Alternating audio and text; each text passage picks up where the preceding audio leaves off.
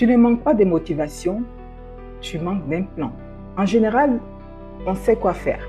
Tu sais quoi faire, tu as un projet, tu sais exactement ce que tu dois faire. Mais quand le moment arrive de faire effectivement ce que tu as prévu de faire, là c'est compliqué.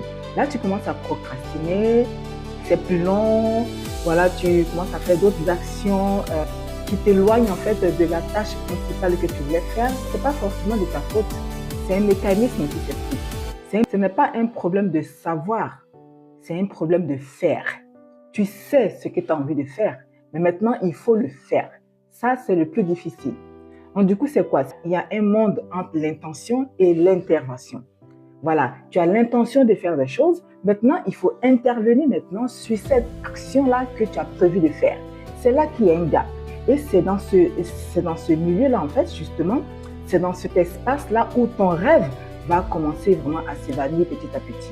J'en sais quelque chose avant de tourner cette vidéo-là. Aujourd'hui, je ne sais pas pourquoi, mais j'étais vraiment stressée, je n'étais pas bien. Il y avait comme une résistance qui me tirait en arrière pour ne pas le faire, pour passer à autre chose et tout. J'avais tout un mécanisme bizarre qui s'est passé en moi pour pas que je puisse m'asseoir pour tourner cette vidéo. Je n'ai pas compris pourquoi. Mais en fait, c'est quoi? C'est quelque chose au fond de mon cœur que j'avais envie de faire. Maintenant, il y a entre ce que j'ai envie de faire vraiment, m'asseoir, écrire ce script, tourner, mettre tout en place et tout pour tourner cette vidéo. Il y a ça. Et maintenant, le fait de le faire effectivement, de prendre la force, vraiment, le courage de venir le faire. Du coup, si c'est ce gap-là, c'est dans ce milieu-là que parfois on laisse tomber. C'est dans ce milieu-là qu'on abandonne. On a l'intention, on a l'intervention. Maintenant, entre les deux, maintenant, il faut vraiment faire cette action-là pour aller intervenir sur l'intention qu'on avait au départ. Parce que parfois, on pense qu'il suffit de se dire, motive-toi, allez, secoue-toi, bouge-toi, fais-le et tout. Oui, on peut le dire, mais ce n'est pas aussi simple que ça. C'est pas aussi simple parce que c'est tout un mécanisme en fait qui se passe dans la tête, dans le cerveau et tout.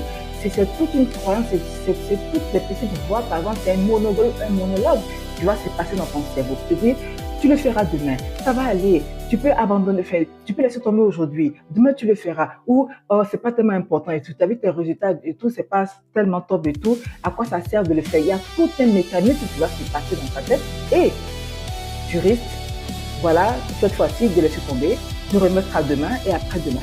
En fait, la motivation en elle-même ne suffit pas vraiment pour agir sur ce que tu as envie de faire parce qu'elle fluctue. Voilà. Elle est là un jour, tu es motivé et tout, et la seconde d'après ou le jour d'après, ça retombe très très vite. Donc, compter uniquement sur la motivation, ça ne va pas t'emmener très loin. Pour ça, en fait, il faut penser à créer un cadre. Ce sur quoi